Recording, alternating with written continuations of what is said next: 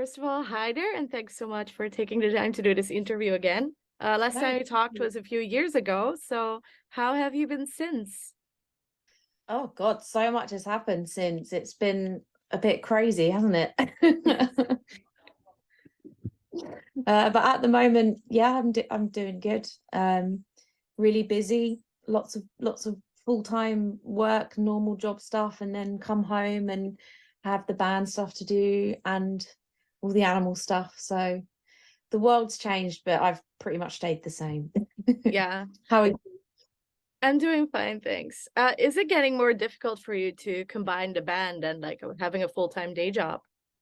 Yeah, it's really difficult, but we're not quite at that point where we can fully quit our jobs. Like we still need to be able to have a like reliable income. So it is really difficult at the moment. And every morning trying to get up and force myself to go to work is painful. So I'm really looking forward to the day, hopefully, fingers crossed, where we don't actually have to get up and go out. But who knows? If that day comes, great. If it doesn't, I'll just keep going. Yeah. Well, you're releasing your second album, Negative Energy, in about like a month or so, at the end of this month, actually. So how are you feeling about the upcoming release? I'm really excited because we are so proud and like happy with this album. I think with Culling Culture, we loved like quite a few of the tracks, but we still weren't like fully satisfied with it. So with this album, it's like the complete opposite. We love every single song on it, and we're just so excited for people to hear it, like because we're so proud of it. So yeah, really excited and just want everyone to have it now. Yeah. What are some of the elements you were not so excited about in Culling Culture? I think because it took us kind of writing the album and like getting to that last song till we really found our own sound, because we'd like left old bands and like wanted to start Vex to kind of write stuff that we actually really enjoyed writing and music that we actually liked playing. But you get so stuck in like your old habits and things that it took writing an album to get it out of our system, I think. And it wasn't until like the last couple of songs on it where we were like, okay, we found ourselves now. And so we had to kind of like tour and play with songs that we just felt a little bit outgrown from for a while. Whereas with Negative Energy, it's like we've found our identity and love every single song from start to finish. Yeah, you've released two singles so far, I think, Anti-Fetish and Cross My Heart. How have the reactions been so far? Yeah, really good. Surprisingly, because like we always brace ourselves for people just being people on the internet, or for just, you have to brace yourself for people not liking it. So we were really surprised when it's actually been like mostly positive. So that's been a real plus, like an amazing plus side, because obviously the most important thing is that we love it, but it is really nice when other people love your art. So yeah, the response has been really good, and it's been a really lovely surprise. Wasn't expecting it. Yeah. Um, so when we talked last time, you were already writing for this record, and you had a new bass player, Al, but it looks like he's not in a band anymore. So I was just wondering what the situation there is, and if he was also involved still in writing the second album. So Al is still in the band, but he's like taking a different role. He's kind of like, he's still our bassist, and he didn't write anything on Culling Culture. He joined after we'd written that. And then when we went into the writing process with this, he, after like a few months of trying to finish it or start writing it, sorry, his mental health and stuff that was going on at home was just really difficult. So he was like, I need to take a step back. And rather than lose him, we were like, yeah, that's fine, just do what you need to do and then come back when you're ready. So he's kind of like taking a different role for this campaign. He's not doing videos and photos and stuff, but he's coming on tour and doing all the fun stuff. And then when he feels like he can step back in and he feels like strong enough to do all the other extra bits, he's going to come back and do it. But yeah, he's just in the background chugging away doing his thing. But but it was just the three of us that ended up writing it. He did help us write Cross My Heart and a couple of other songs on the album, which was nice because then he did actually have a bit of an input. But yeah, after that he was like, no, I need time out. So yeah, he's still about. He's done little bits and bobs. Yeah, well, that's great to hear, at least that he's still in a band and that you're also like taking care of him and his mental health in a way as well, especially because you write about themes like that in your album. So it's pretty cool to hear Yes. that as well. Anyway, like what I was amazed by listening to this album is especially the opener. About 10 years ago, I also had PTSD, so like it sort of resonated with me a lot. And I sort of started thinking about other songs that were written about PTSD and how sometimes they turn into something cheesy or like, you know, it's being romanticized a little bit more, like creating this empowerment songs. But I feel with your record, that's not at all what you guys do. You take the anger and stuff and you know, create something that really resonates with people. So I was wondering, is it important for you that you're not sort of romanticizing the idea of mental health and such in your music?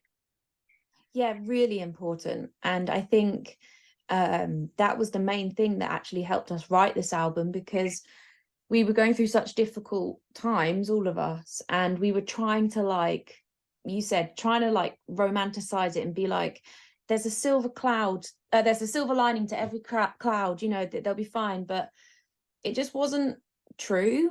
Like sometimes, and especially if you have PTSD, as you'll know, it's just terrible. Like there's no good side to it. It's just horrible. And so we found that just actually being honest and writing about how awful these things are that we have to go through made the writing process so much easier. We could just be honest and just talk about it. And yeah, I think just not sugarcoating anything and just being really open about how shit life can be sometimes is a lot healthier than trying to pretend that everything's okay. And that you know, because then if other people listen to it like yourself and you've experienced similar things, but you're hearing somebody being like, I'm great and everything's fine and this is a positive, it's like you can't relate to it and it's not true, and then it will just alienate people. So yeah, we definitely just wanted it to be like, we feel like crap, everything's terrible, but now we're okay. Yeah. The album was the healing process. Yeah, I think we talked about that last time as well, that it's sort of therapeutic for you to write lyrics and music in general. So I Yeah, guess it was the same now. But yeah, definitely was. do you feel like being this honest to yourself and also to the music and having this sort of authenticity had its effect on the sound in general as well, that you maybe didn't have in Culling Culture, as you mentioned? Yeah, I think so. Because when we first started writing this album, it was again very like, when we started it, we were trying to be very like sugarcoating it and trying to find positives. And the sound was just wrong. It was just too, not necessarily upbeat, but it just wasn't us. It was like we were trying to fool ourselves into thinking that the music we were writing was good, but we didn't connect with it. So we actually scrapped everything that we'd done and started again. And so, yeah, I think it's so important because then you actually write music you like. And even if other people don't necessarily like it or connect with it, that's just a bonus. But yeah, in order to write music that you love, you have to be honest with yourself. And when we weren't, and we were trying to be positive about things, the music was just terrible. And maybe other people would have listened to it and thought it was great, but yeah, we didn't like it at all. So yeah, I think being honest, even though it can leave you quite vulnerable, it's far better in the long run. And you'll be able to sort of enjoy your own music more, I think. Yeah. Were there any songs that you had issues with writing because, you know, it's you had to be honest to yourself as well in a way? Yeah, loads of them. To be honest, writing them down was fine, but it was like when it came to recording, I remember thinking, should I be talking about this? Because it's so sensitive or it's so private. I don't know if I should. But then it was like, well, what have I got to lose? I've already been through the thing I'm writing about. Like, it may help others and it'll help me. So just do it. The main songs that stand out are We Don't Talk About It, and It's Not the End. Like, they were probably the two most difficult ones, but I'm really glad that we did them because it really did help. But I think I'll always feel a bit awkward about it because, you know, I'm very stereotypical in that I talk about being able to speak openly about mental health, but when I come to talking about my own, I'm like, oh, I'm fine, I don't want to talk about it. Yeah, so maybe this question is a little bit difficult, but I remember that the last album you mentioned that each song was about a person who did something horrible to either you or your family or your friends. So does this album have something like that as well, or is it just experiences that you went through? Yeah, so it's quite different, this one. So it's more about the experiences that happened literally as we released Culling Culture. We had we had a death in the family, and other band members had awful stuff happen in their families, and we kind of had to keep pushing out the Culling Culture campaign and pretending like, yeah, we love this album, everything's great, and like doing shows, but we were all actually in a really bad place and grieving. So we kind of had to put that all on hold, and then when it came to writing the album, we could only just start grieving, if that makes sense. Yeah. So yeah, it's very different in the sense that I think negative energy is almost like a grieving process, Yeah. instead of about individual people. And that's why we called it negative energy, because it was just like putting all the sadness and everything we'd been through into it. So yeah, it's definitely, like you said, more about experience, and things we'd gone through as opposed to people. Now, one of the songs that I really liked was Panic Attack. Is there anything specific you can say about that song, either lyrically or like while creating it? I really, lyrically and vocally, I really wanted to do something that kind of felt and emanated what it's like to have a panic attack, when your brain and your thoughts are going at a million miles an hour and then suddenly you just crash, either from exhaustion or from fear. And so that was something that was really important to me, which is why I wanted to do the stupidly fast verses and then the slower choruses. And yeah, it was ever since experiencing such a massive loss in the family, I've had really, really bad panic attacks and PTSD flashbacks. And so it was important for me to try and explain what that was like, to people that don't understand it. And you often get comments of people just being like, well, just smile, you know, you'll be all right tomorrow, things like that.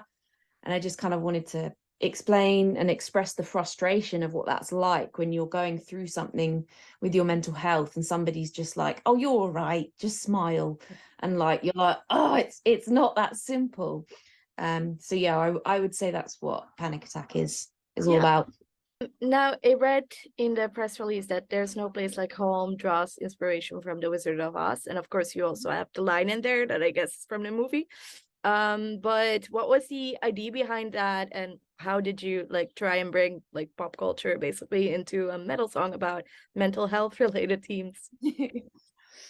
So I'm obsessed with true crime and like history documentaries and murder documentaries and stuff like that. And I've been listening to and watching a lot of documentaries about how The Wizard of Oz had been filmed. I don't know if you know much about it, but there were so many like accidents and near deaths and like horrific things that happened on set that it's actually a really dark film. People don't quite realize how dark it is.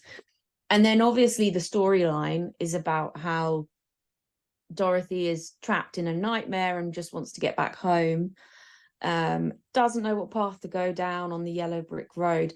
And it felt very relatable to what I was going through at the time, which was when somebody dies in your family, your whole life is suddenly uprooted, and we're sort of at the point now where we're very much at risk of losing our home, not knowing where to live. Everybody just starts fighting over assets and money and who should inherit this and who should inherit that. And it just got to the point where I just wanted to be a kid again and just pretend that nothing like that was happening and everything was fine, and just kind of go into this Wizard of Oz fantasy land of pretending nothing had happened and I was at home and everything was okay. So I kind of wanted to take the childish but also dark side of the Wizard of Oz and bring it into the experience of what it's like having to deal with the like horrible realities of money and stuff like that after somebody dies, which is so ugly and people often don't want to talk about it, but for some reason it always ends up exposing horrible people in your family. Yeah, I get the sentiment. I didn't know about that story, and I'm actually also really into true crime and such. So, but cool. in general, true crime, is that something that you like get inspired to as well in your lyrics and the music, and maybe even the imagery of the band? Because I know you're quite a visual band as well in your music videos, for instance. Yeah, I love all that sort of thing. When it comes to like the pitch shifting in my voice for this one, especially in like the track We Don't Talk About It, that was inspired by like documentaries where a victim or somebody is talking and they don't want to show their face and they have their voice altered. So that was definitely taken from inspiration from that sort of thing. Visually, we always like to do something a bit dark and a bit creepy, but it was more about sort of like a 90s aesthetic this time. Because all of us, apart from Jay, because he's young and annoying, we're 90s. We're 90s babies, and so we wanted to bring that nostalgia back into it. Yeah, it's like I think a lot of bands started doing that a little bit more as well, using this 90s aesthetics, and it's starting to make me feel old as well, because I was also born in the 90s, and I'm just like, oh my god, feels like nostalgia. It's funny because like when we were doing the music video for Cross My Heart, and like we were explaining to Jay about static TVs and how you only used to have like 4 channels, and he was like, what? Oh. Wow. I know. Yeah, and like there's some clips out there of people picking up a phone nowadays, and when we would do this, they would do like this, but that's also, yeah, it's crazy. So weird. Yeah, it's making me feel old too. Yeah. Anyway, one of the songs is called DMT, and I was wondering if that refers to the psychedelic drug. No, so it's actually referring to the chemical that's released in your brain when you die. So obviously you release DMT when you die. So the song that comes before it is about the death in my family, and then it goes into DMT. So it's almost like it flows from talking about like the stress of watching somebody die, and then it goes into DMT, and it's like, okay, they've passed now. But there's almost like a bit of a relief and a peace that comes with it as well, which is, we kind of wanted to emanate that feeling.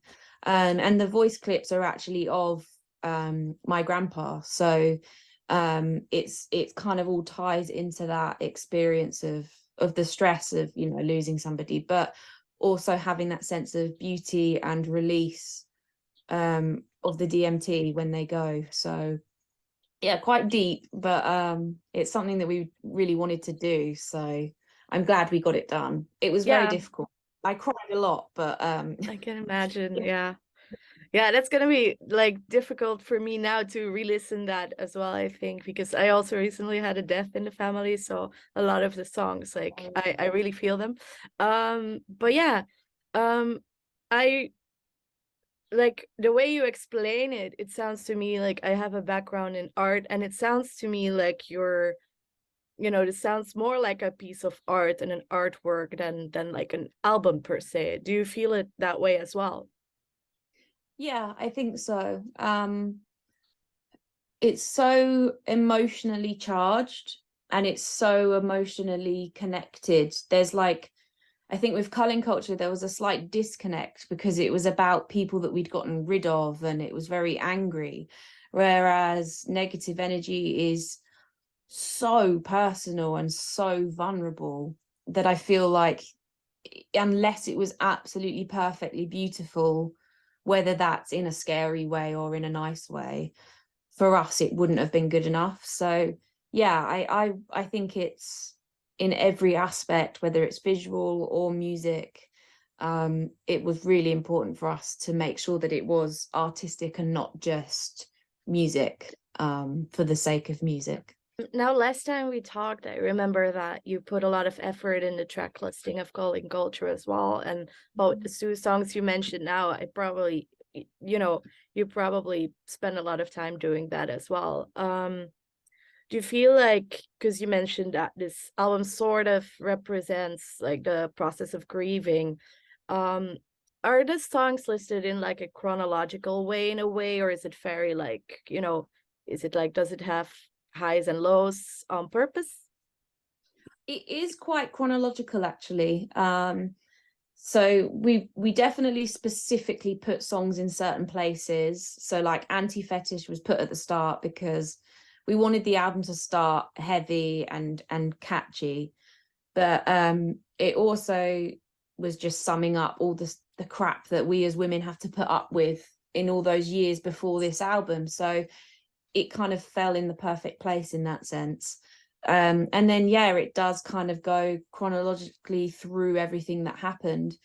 And then we brought it back to present day to end it with Nepotism, because we didn't want to end the album with everybody crying and feeling sad. We wanted to bring it back up. And also, it's just something that's really prevalent in the scene at the moment and something that's happening. So yeah, it's sort of quite a full circle album. Yeah. Do you feel like did you also spend a lot of time thinking like how it would sound like on repeat? Yes, yeah, that's always been really important to me. I always like to be able to know that once the album's finished, you could just start it again and it would work. So yeah, we always try our best. It took a while with this one to get it right, but I think we've nailed it. Like, it feels weird being nice about ourselves. I don't like it, but I'm very proud. So. Does it also work if you, because I haven't tried that myself, but does it also work if you listen to Negative Energy and then start listening to Culling Culture? Oh, I Do you don't go know. that far? I'll have to try it. Yeah, that's interesting. I don't think you can do that a lot of the times, because if you end No, up making no. 10 albums, it would not make sense, but it's an Oh, interesting you thought. drive yourself insane. Yeah.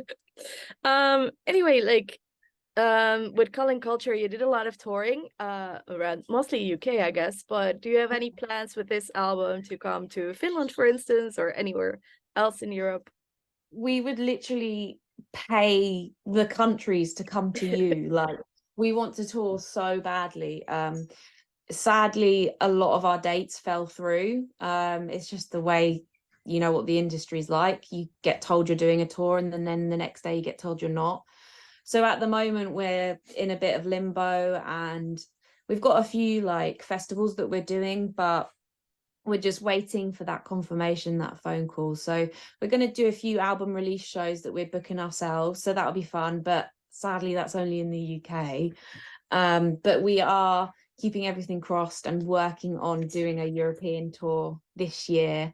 Yeah, just gotta start again, but which is annoying, but it happens. So yeah, fingers crossed it all comes together, and by the end of this year we'll be in Finland, hopefully.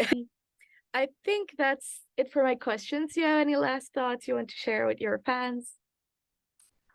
Just thank you so much to them, like, for sticking by us, because we were so miserable, honestly, when we released Culling Culture because of everything that was happening, and they stuck by us. And then trying to write this album took longer than we anticipated because we were also going through such an awful time. So yeah, I'm just really, really grateful for everybody who was patient and took their time to wait for it, because in our eyes, it's been so worth it, and we're so proud of this album. But yeah, they keep us going more than I think they realize. Like, they're amazing. So yeah, I want them to know that. I want them to know I love them.